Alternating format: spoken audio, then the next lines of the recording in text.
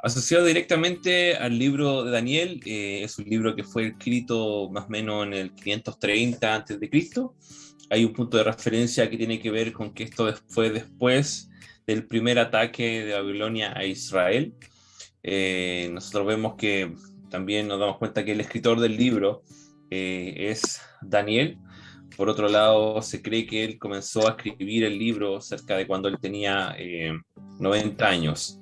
El libro de Daniel forma parte del Tanakh, también de los profetas mayores. Nosotros sabemos que el Antiguo Testamento está dividido en los 5 primeros libros, ¿cierto? Profetas mayores, menores y otros. También vemos que podemos dividir el libro de Daniel en dos partes, ¿cierto? En una parte en donde tenemos estas historias que más de alguno conoce, acerca de Daniel, acerca de sus amigos, y después el libro se divide en temas de visiones que están hablando acerca de la venida de Cristo. Como algo que es un poco curioso que describe el libro de Daniel, es que el libro de Daniel está escrito en 2 idiomas. También encontré que hay un tercero también que se agrega en algunos capítulos de versículos puntuales, pero comienza a escribirse en hebreo, ¿ya? Después del capítulo 2 hasta el capítulo 7, versículo 28, se comienza a escribir en arameo y después se comienza a escribir nuevamente en hebreo del 8 al 12, ¿ya? En algunas partes habían citas que decía que se escribía también en unas partes en griego, ¿ya? De esa forma se pone un pequeño énfasis en algunos comentarios también que quiere dar, en este caso, el escritor, ¿ok? En el libro de Daniel nosotros comenzamos con situaciones en donde contra toda influencia ellos mantienen su integridad y su confianza directamente en el Señor, y son puestas a prueba incluso hasta enfrentando la muerte en estos casos, ya en la primera parte del libro de Daniel. Así que vamos a abrir nuestras Biblias en Daniel capítulo 1 y vamos a hacer lectura desde el verso 3 hasta el versículo 20. ¿Okay? Haciendo una contraposición de lo que habíamos conversado en primera instancia, de a lo mejor influencia que nos absorbe, incluso hasta de manera inconsciente. Y cuando me hablo de influencia no digo que todo es malo, sino al contrario. Por ejemplo, el mundo indirectamente nos somete a estar inserto en ello, incluso está el tema de las redes sociales, ¿cierto? A veces es difícil escaparse en todo. Ahora vemos que la vanguardia está a lo mejor en tener Instagram, TikTok o lo que sea, pero no tan solo en ese aspecto de redes sociales, sino en todo lo que a nosotros nos envuelve como vida cotidiana, ¿cierto? Quizá a lo mejor un ambiente laboral en donde por costumbre está hacer tal cosa, pero nosotros como cristianos tenemos que mantener la línea de saber qué es lo que realmente le agrada al Señor o no. Quizás a lo mejor aquellos que están en el colegio, hay ciertas costumbres o hábitos que son parte del curso, en donde están, quizá a lo mejor, no sé, pueden ser temas de copia, quizá a lo mejor temas de algunas bromas, y son influencias que se dan, pero el Señor nos manda también a contraponerse a esto, en contraste también con lo que nosotros estábamos leyendo. A veces nosotros pensamos que el oponerse a alguna influencia o lo que sea que está pasando viene por una autodeterminación netamente nuestra, ¿cierto? Pero debemos entender que esas determinaciones que el Señor da son directamente provenientes de Él, amén. Y nosotros debemos ponerla en práctica y debemos también pedirle fuerzas al Señor.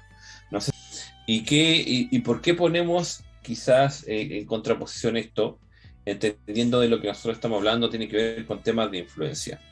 Y también complementando con lo que decía Isaac, porque la palabra hace algo que se contrapone a nuestra mentalidad, ¿cierto? Y dice que las malas conversaciones corrompen las buenas costumbres, ¿ok? Pero no quiere decir que las malas costumbres nos corrompen a nosotros, ¿ok? Una persona que es un guardia de una cárcel, ahí no está diciendo que por estar rodeado de personas con malas costumbres va a terminar siendo un ladrón, ¿cierto? Lo que está diciendo que como explicaba Isaac, quizás a lo mejor en nuestro trabajo, estamos teniendo una conversación que desde ahí entra todo y que finalmente se gatilla y se transforma en algo que nos confronta. Daniel, siendo y sabiendo lo que sucedía en este mundo lleno de influencia, lo que él quiso hacer es mantener una buena conversación. Y una buena conversación no tanto con los hombres, sino una buena conversación con Dios.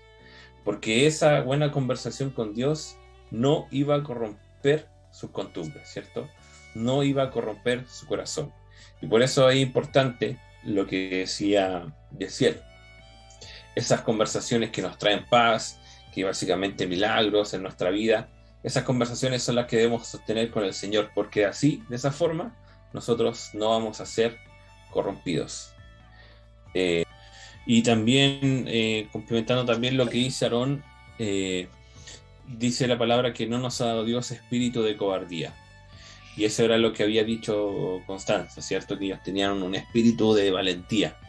Y el espíritu de cobardía no es parte de la fe. Y lo otro, esa frase, no nos ha dado Dios. Eso viene directamente del Señor.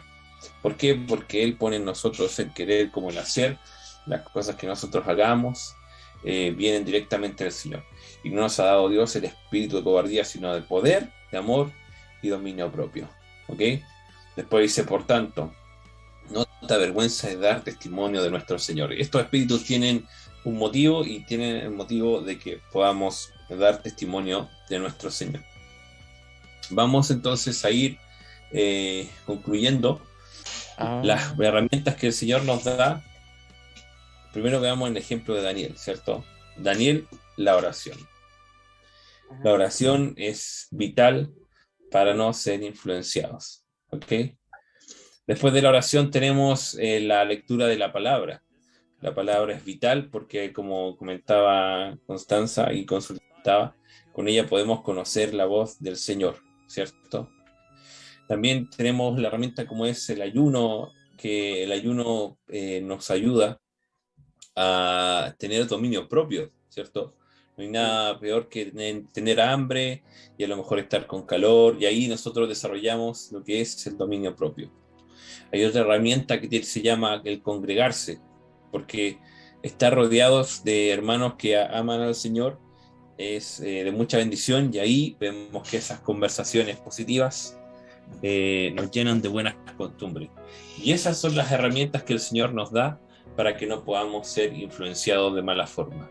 ¿Cuál es? La oración, la palabra, el ayuno, el congregarse. ¿Sí?